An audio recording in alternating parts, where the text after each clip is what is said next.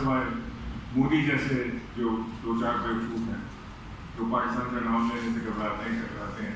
اسے اپنے ٹویٹ میں بھی کوئی پاکستان کا ذکر نہیں کیا، جیسے تھا ہی نہیں پاکستان، حالانکہ پاکستان ہی وہ وجہ تھی جس کی وجہ سے یہاں تک پہنچے ہیں۔ خود ڈونلڈ ٹرمپ اس چیز کو ایڈمٹ کرتے ہیں، ایک بار نہیں 10 دفعہ انہوں نے نام لے کر ایڈمٹ کیا ہے۔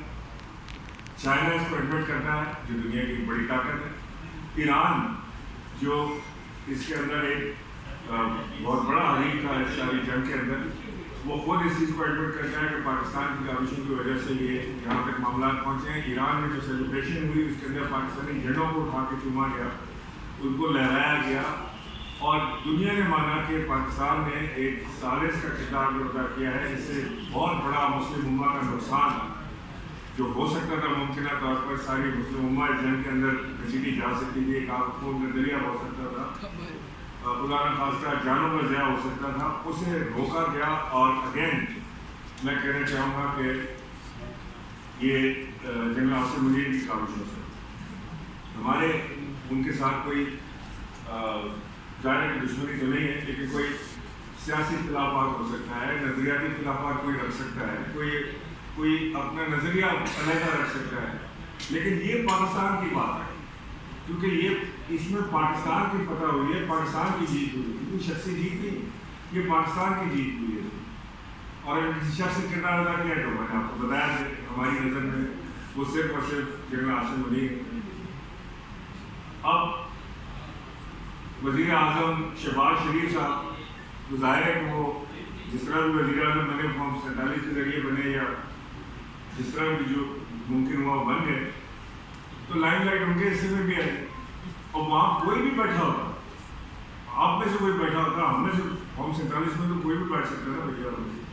تو وہ کوئی بھی بیٹھا ہوتا تو وہ بھی یہی لائن لائٹ انجوائے کر رہا تھا، بٹ حقیقت ان کا کردار اس کے اندر نہیں رہا۔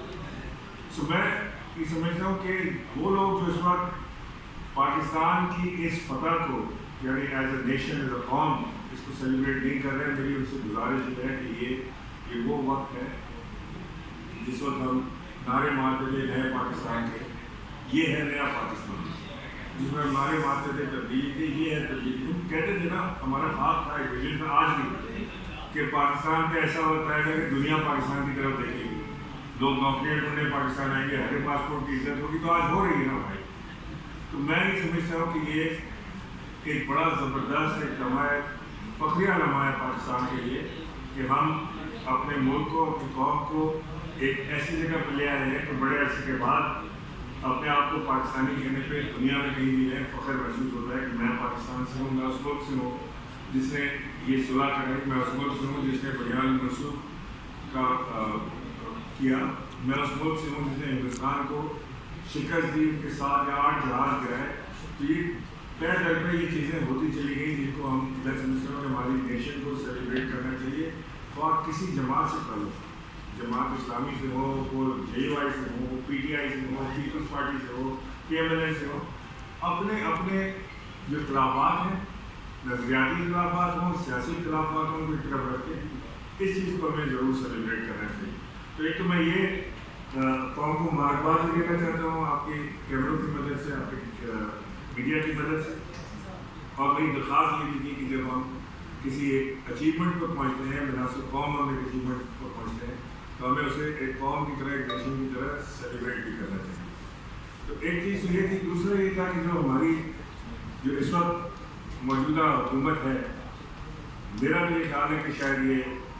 ان کا تو ابھی جو کہتے ہیں نا وقت ہوا چاہتا ہے، تو وہ وقت ہوا چاہتا ہے جو ہے وہ کچھ نظر آنے لگا ہے۔ یہ میری اپنی رائے ہے، ہماری اپنی رائے ہے، ممکن ہے غلط، کیونکہ یہ آج تک یہ اب اکانومی کی بات چودھری کریں گے، ویسے پریفیس آپ کو کہہ دوں کہ آج تک یہ 5 بجٹ انہوں نے دے دیے، 6واں بجٹ تو کسی منتخب حکومت نے دیا نہیں تھا، کہ منتخب تو نہیں ہے لیکن اینی وے 6واں بجٹ کسی حکومت نے دیا نہیں، کسی حکومت نے دیکھا نہیں 6واں بجٹ، اور یہ 5 بجٹ ان کے ہو گئے۔ اب یہاں سے کیا زوال شروع ہوگا یا عروج شروع ہوگا؟ اگلا بجٹ اگر یہ دیتے ہیں تو کیا وہ پاکستان کو ٹیک آف کی طرف لے کے جائے گا، جو پاپولیرٹی میں اضافہ ہوگا، یا آج سے ان کا اس بجٹ کے بعد سے زوال شروع ہوگا؟ تو اس کے اوپر ساری ڈیٹیلز فواد چودھری صاحب آپ کریں گے۔ میں چاہوں گا اس سے پہلے کہ فواد چودھری صاحب بات کریں، بیرسٹر صاحب آپ تھوڑا سا یہ انٹروڈکشن